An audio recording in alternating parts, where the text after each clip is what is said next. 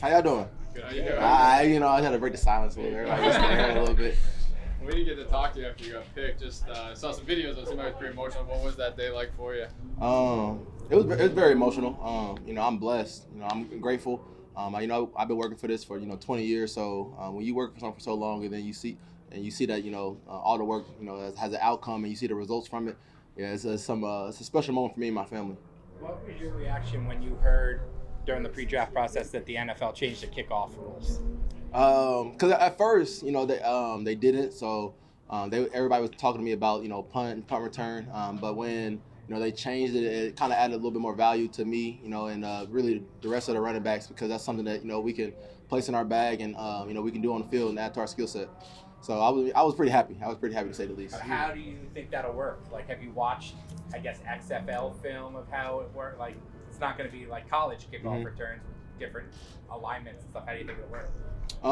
It's pretty much the same. To be honest with you, to me, football is football. When you place a playmaker on a football field, you put the ball in his hand and you go out there and make a play. But it's one-on-one blocks across the field. So when the ball comes to me, I'm just doing my best to make sure I make an explosive play.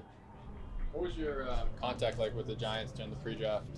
I had a meeting with them during the Shrine Bowl that I met with the running back coach, Coach T. Probably right after my pro day. But other than that, not really much contact. But I knew they liked me just from my agents and what they were saying. But other than that, yeah, not much contact. But I'm happy to be here, blessed to be here, and just thankful that they chose me. What was that initial meeting like? And the initial meeting? Yeah, and talking with Coach T. It was lovely. Not gonna lie to you, just cause again, I've been thinking and waiting for this moment. So when it actually gets here and I'm in the meeting room and in Giants gear, it's just a blessing, and you get to think back on all the things that you've done to get to this point.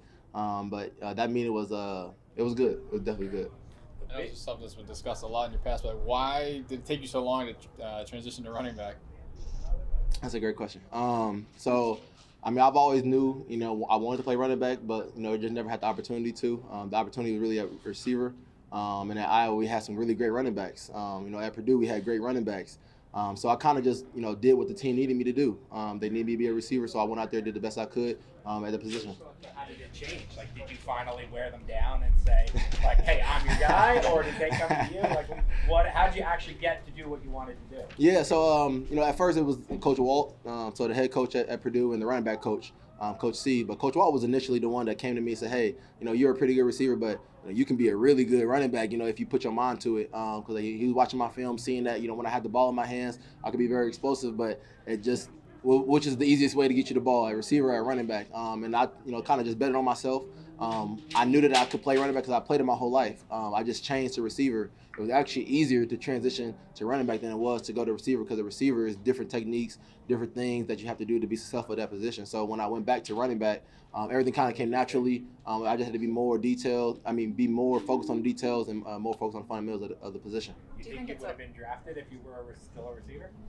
To be honest with you, no. At receiver, I might have been an average speed receiver, average size receiver. At running back, I'm a fast running back. I'm a big running back. I'm a running back and catch the ball at the backfield. So, when you look at how God placed every single thing and allowed, my situation to kind of line up, switching from, to running back from receiver was actually the missing piece to the puzzle. Do you think it's almost more beneficial too, with less wear and tear on the body at the running back position as you kind of switched into it later? Yeah, that was a lot of things that some of the NFL team was talking about during the process.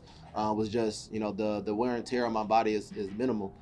So I didn't really have that many snaps as a lot of the other players that was in the draft. But I did have my stats kind of spoke for itself. The film kind of speaks for itself as well.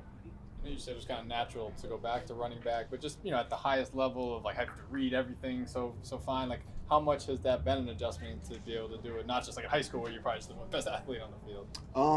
It was a easy adjustment because I love the game. When you love the games, things about the game comes easily. Like studying the film, understanding why you have to pay attention to the nose tackle rather than the DN. And then just understanding that the details matter. Of the position. So when switch kind of happened, I was in love with the idea of understanding that I have to know more. I have to know more, about the position. I have to know more than just, what I know now, because it wasn't good enough. So, when you take everything in and you understand that, like, again, you have to, kind of, broaden your perspective of the whole game, not just, what do I do on this position? I mean, on this play, it makes you smarter, on all levels. As an explosive player yourself, what do you think makes Malik Neighbors a top 10 explosive type offensive weapon? Yeah, I mean, Malik is different. I'm just watching him run around. I actually haven't watched any of his film myself, but watching him out here, going through practice, he's about the details. He's doing things the right way, and then when the ball comes to him, he's catching it. Not only catching, he's catching it, all around his body. Making sure that he's catching it to the tuck, doing things the right way. And I think that's what makes him special.